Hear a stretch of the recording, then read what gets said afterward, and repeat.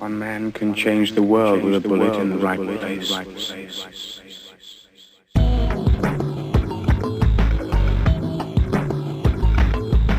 Welcome back to the podcast known as New to Pew Podcasts. My name is Max Fallis. Thank you for listening. Thank you for tuning in and downloading the little bit of data that we are. And before you ask yourself, who the fuck is that guy? Well, let me tell you that guy is the BBR Bag Man. How are you, sir? Just screwing up your intro left and right. This is officially take 5 of the intro for this show, just to pull the curtain back on this wonderful production. But we're going to have a concealed conversation, part 1. So the Bagman is way more schooled in this than I will probably ever be. So I'm going to ask, what's it like carrying a firearm out in public as like a, I don't want to call it a dirty little secret, but does it, what does it feel like? So there's a lot of things right away. And if you're experienced, you can probably spot the new concealed carry permit holder because everybody makes the same kind of mistakes. They're either dressed inappropriately or they haven't figured out their holster combo just yet. And they're probably printing, which is where the gun is under the clothing, but you can see that there's this big bulge there. And they're also doing what's called spotlighting, and they're adjusting their clothing around it and trying to hide it and just fiddling with themselves and making sure the gun's there and hasn't fallen out. And they're kind of twitchy about it. The takeaway from that is it's not nearly as bad as you think it is. You're much more aware of that gun than anybody else. Most people walking down the street don't pay any attention to anybody else. That's true. And people are not noticing as much as you think they are. So that's the big one. Yeah, do your due diligence in trying to minimize printing, but the average person doesn't think right away, oh, there's a lump, it must be a gun, and I can tell from that 1/4-inch wrinkle in your shirt that it's a Glock 19 with 13 round mag. Like, nobody's doing all that. It's not that serious. So it's more in your head of like, yeah, I can see that. Very much so. The other thing that seems to make everybody twitchy, and we were just talking about this, is carrying with a round in the chamber. So there's multiple philosophies on that. Mine is that carrying with a round in the chamber is the best option because should you have to use that gun, it's as close to ready as it can possibly be. If you've got a gun with a manual safety, you're obviously going to have to kick off that safety. But people can be really nervous about that because rightfully so, they're afraid of shooting themselves. So your buddy Colio Noir a couple of years ago did the best breakdown I felt on the subject, and he basically outlined, like, if you're nervous about this, carry the gun empty for a day or two and pay attention to the fact that at no point does that empty gun discharge. Mm-hmm. It doesn't decock, the trigger doesn't get pulled, and at the end of the day you can check that gun and see that it's still cocked, right? So it hasn't dry fired throughout the course of the day at any point. If it does, there's a whole nother problem and you should address that. But if everything's working the way it's supposed to be, you'll see for yourself that it's safe. And I think that's a much better approach. It's much more reassuring than like the knuckle draggers that just go, don't be a chicken shit, carry with a round in the chamber. That stuff doesn't help anybody. So it can be a little nerve-wracking initially. Get yourself comfortable with it. I always recommend people carry it home before they carry in public so they can kind of work out the kinks and figure out how the holster works and how it feels to have the gun on. And if you're carrying strong side at 3 o'clock or you're carrying appendix and you notice that it's uncomfortable when you move a certain way, or if you raise your hands above your head and your shirt rides up and now you can see the gun, those are legitimate concerns. And those things you can work out in your at-home dress rehearsal before you carry out in public places. That's one that I think those of us who have been carrying for a while will notice other people do, is I don't bend over when I'm carrying because my shirt rides up and then you can see the gun.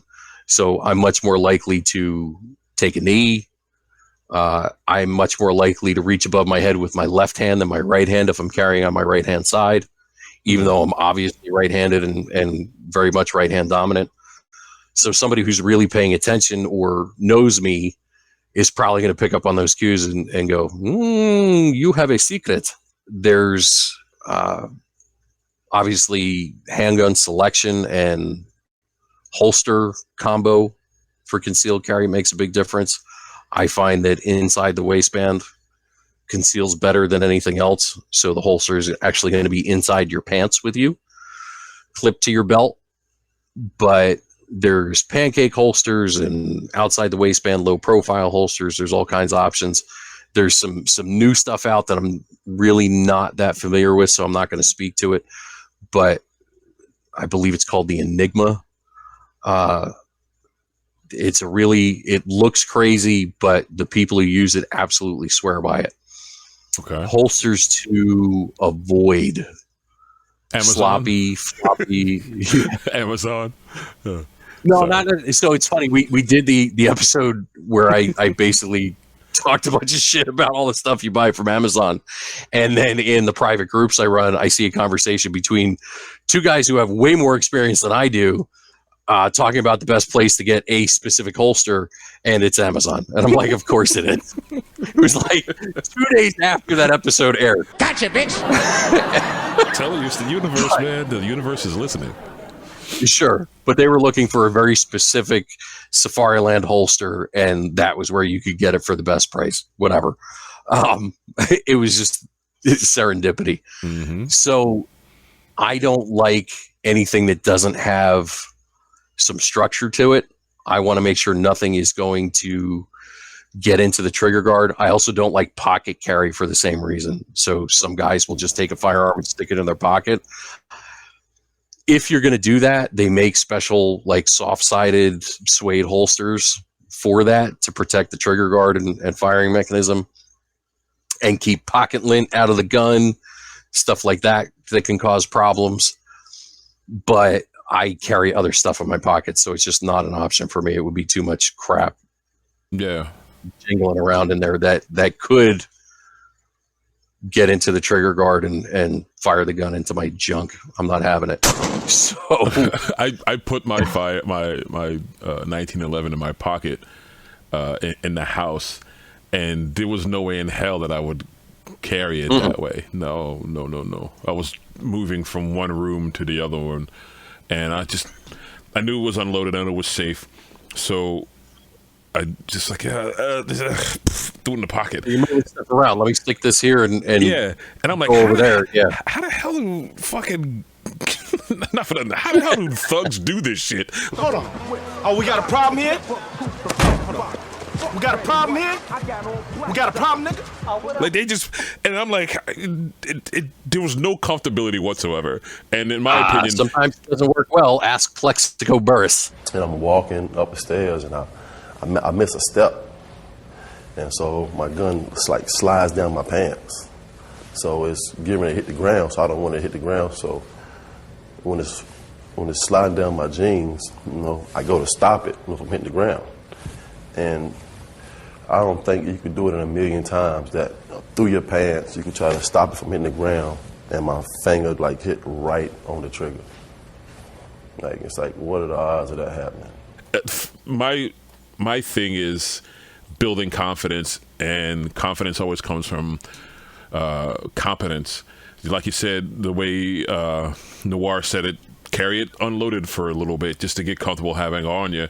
And through some it's social media rabbit holes and stuff, I see that there's different degrees of carrying. Some guys will carry it, like you said, fully loaded, cocked, and just with the safety on.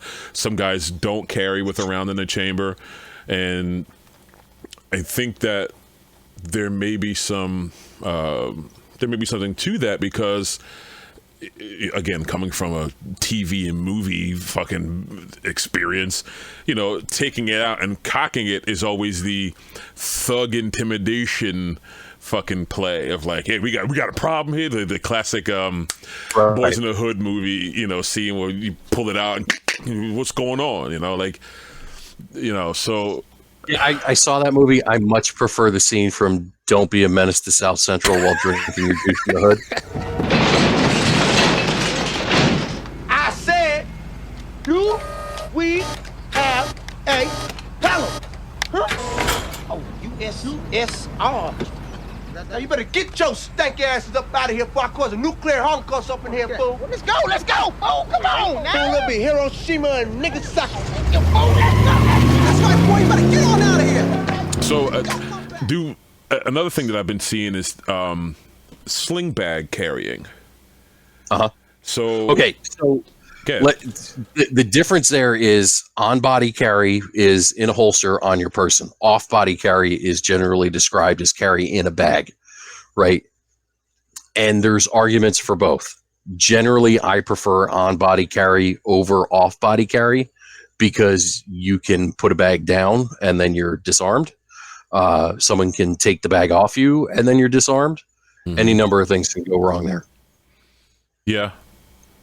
Yeah, I can see that, and maybe I don't know if it's a cooler trend or a current trend or a new trend, but I see people practicing, dry firing in the house from the sling bag, and we both agree that you got to kind of dress a certain way and make sure you're checked right before you leave the house. So maybe having it in the off carry position or off body position makes it less of a thing to have to think about when it comes to how you look, how you move, and all of that.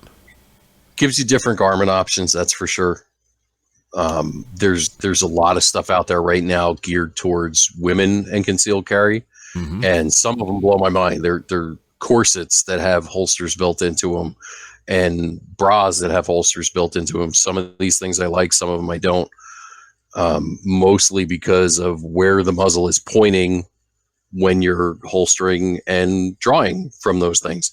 So the bra one makes me nervous. It's incredible how well that can conceal in most women's attire. Like the way the female body is shaped, that's a great place to hide something. Oh my. So it really is. Yeah. And I've seen people pull full-size handguns out of there, and I'm like, where did that? It's like a magic trick. It's pulling a rabbit out of a hat. But my concern is, as you're doing that, you're pointing the gun at your heart. So if anything goes wrong, it's over. So I've seen some that would be one holsters, like almost like right. I'm a married man, so I know about these things. Like almost like Spanx, where like women are, for lack of a better term, pulling up the sundress and sliding one off their thigh. Like, Surprise, motherfucker. as sexy as that is, shit, she's armed. it's and I think it was, I forgot the young lady's name, but she came out with a yoga pant line that had a holster pocket that was built into it in the whole nine. For running. There's several of those. Yeah, there's a lot of them out there. And that, again, that's kind of the practical reasons for carrying, right? Women are at a higher risk of being assaulted, be it violently or sexually or a combination of both, while they're out jogging alone, right? The Central Park jogger made the news for a long time because of that.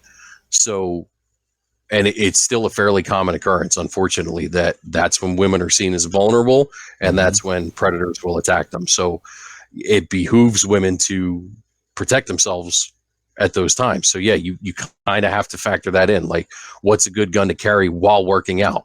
What kind of apparel is an option for carrying while working out? It all ties together, and it's about mitigating those risks.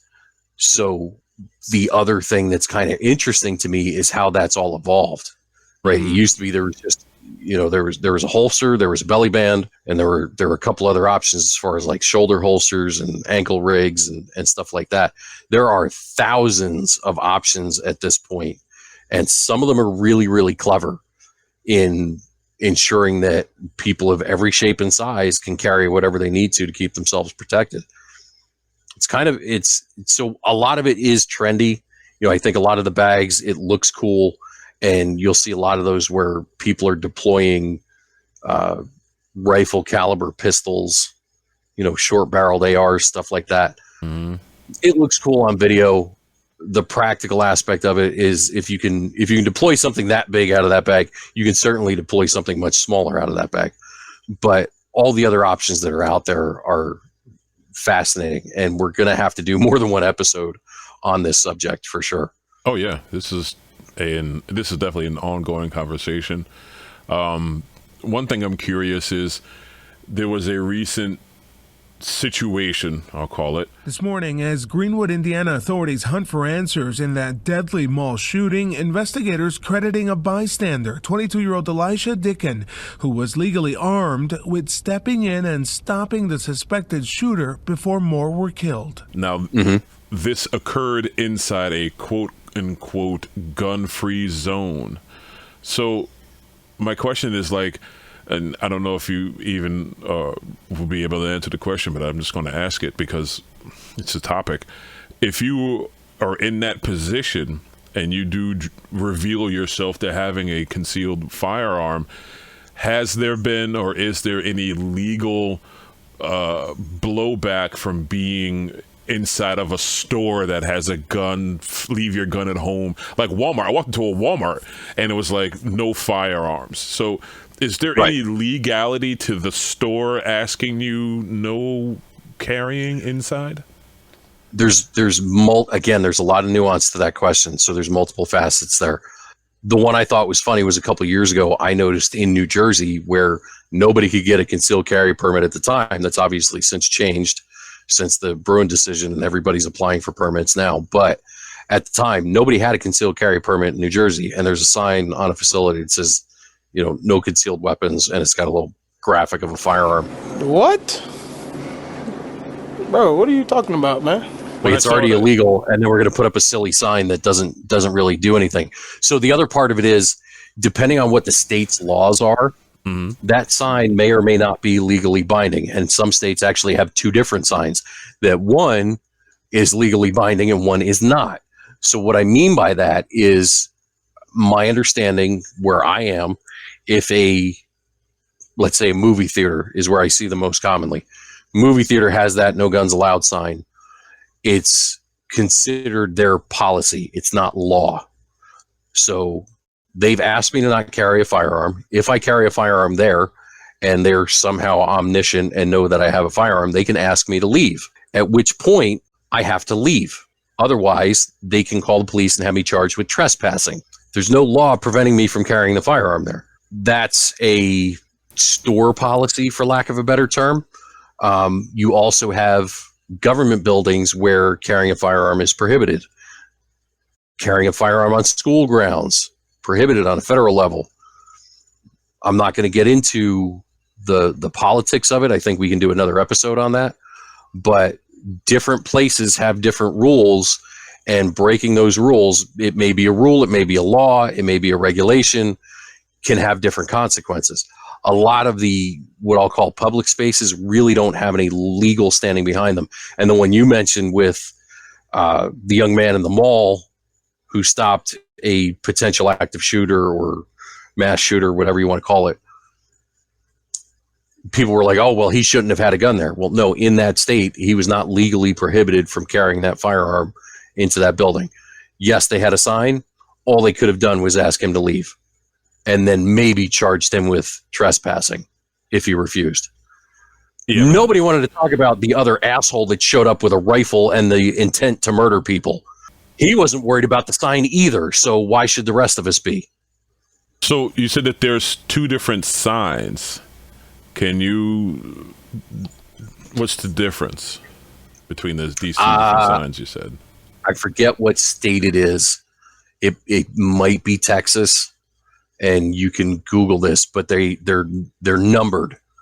And one number means it's a enforceable code, and one of them means it's just a store policy. And I don't know all the details and nuances there. Generally, if I see a place that has a sign that says no guns allowed, that tells me we don't want your business, we're biased against you, and we're more comfortable with people who can't pass a background check and maintain legal standing to have a concealed carry permit being here than we are with someone who has passed a background check and can maintain legal standing to have a concealed carry permit. Gotcha. Makes no sense. Like it makes perfect sense as long as you don't think about it. Right? Yeah. Yeah. You have a concealed carry permit. So we know you're not a habitual drunkard. We know you're not a criminal. We know you're not a domestic abuser. We know you're not, like, all of that is done in the background check to get your concealed carry permit. And if any of those things pops up, that's the first thing that goes. So for people to, for a business to say, we don't allow concealed carry in our stores, regardless of whether or not you have a permit, is dumb.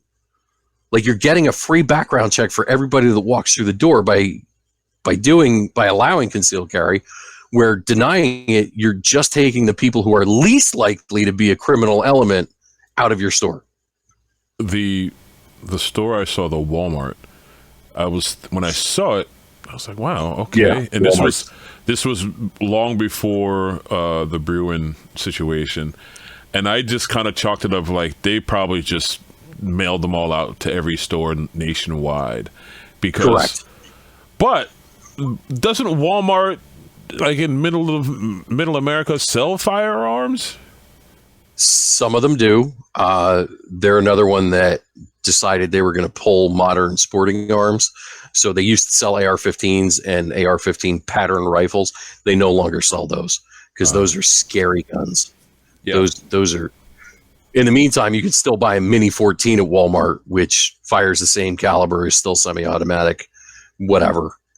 Again, it's not based in logic or sense or rationale thinking whatsoever. I'm not going to try to reason my way out of a position that didn't begin with reason. And that's kind of my red flag walking into a place. Mm-hmm. Like, you don't want concealed carry people in there. And all that really, like, the only people that respect those signs are people with concealed carry permit who go out of their way to obey the law. Gotcha. Scumbags, ignore that sign. Yeah, they don't give a shit about the sign, especially if they're there to rob the place. And the fact that you saw it on a Walmart is hysterical, because the Walmart by me, I will not go to without a gun. It's awful. And we have a standing rule at my house, like, no Walmart after dark. Because it's that bad. I've got one. So in my area, there's 3 Walmarts. Mm-hmm. One we refer to as Chicken Fight Walmart, because supposedly there was like a chicken fight cock ring or some shit going on. Not the one that you brought to work, but like the kind where like chickens fight each other. Right. Like supposedly going on in the back of it. My kids found the news story, so we refer to that one as Chicken Fight Walmart. Chicken Fight Walmart is where I make sure I'm ready and on a swivel to make sure that my family and I are in and out of there quickly. And most times I'll just go on the way home, solo dolo, and get in and out. And then there's Good Toy Walmart, which is the other one that usually has like where I found Castle Grayskull at Walmart. The honey hole for action figures, right? Yeah, because they don't have cockfights going on. So yeah, that's really interesting that Walmart would have that blanket. I think it's like probably just a blanket policy to appease the loud and screaming customer base. You know? I'm sure. The other one that I find funny is when you see one of those signs on the entrance of a Target. But yeah, like, your store is literally named Target, and you got a problem with guns? Make that make sense. Well, they don't want to, everybody's shooting for the high score. That's another reference to another episode. So, it's all fucking connected, y'all. I'm telling you, man, everything's a callback. It's all everything's callbacks, bro. It's alternate universes. It's callbacks. It's everything. So we're making references to references in references of other episodes, to which we make references in future episodes that haven't even been recorded yet. It's a level of reference. We never built a fourth wall, so we never have to break it. We just constantly talk to you, the audience. That's right, ladies and gentlemen. That's how we do here on the New to Pew podcast. I'd like to just advise the listening audience, if you are newly certified to conceal carry, definitely investigate not only your local areas, but common places that you should not carry, like government buildings, schools. Like you said, that there are certain places federally mandated, like don't bring it here. Is that list available? And if it is, where? There is a national reciprocity map. So that's the other thing is your permit may not be honored across state lines depending on what state you're going to, but concealedcarry.org is another one, and they have a lot of good information there. You can also check your local government websites and see what their rules are. Yeah, it's out there. Yeah, because I mean, a courthouse, government building is, in my opinion, a no-brainer. Schools was a interesting one. I didn't know that was like federally mandated for schools. Yeah. Again, there's some politics there that we can skip. We can go into it in another episode, but yeah. Names that you'll find familiar that keep coming up anytime we talk about stupid gun laws. It's like the same handful of names come up all the time. Is there anything else off the top of your head that would surprise me as a don't bring it here location? Post offices. Government building. Right? Yeah. But most people don't necessarily think of their post office as a government building. And for those of you who are of our age bracket or a little bit older, that used to be the slang term for mass violence, going postal. Oh, yeah. Because so many stressed out postal workers had gone into work and shot up their workplace. I think there was a game. I think there was a video game called Postal, as a matter of fact. That's disturbing. I may be Back wrong. before Grand Theft Auto was a thing? I think it was like maybe right when Grand Theft Auto popped up, like the second or third one. Military installations, generally speaking, any place that has some sort of federal authority, someplace where you might find a law enforcement officer or a judge, or someplace where you might find a... Holy shit.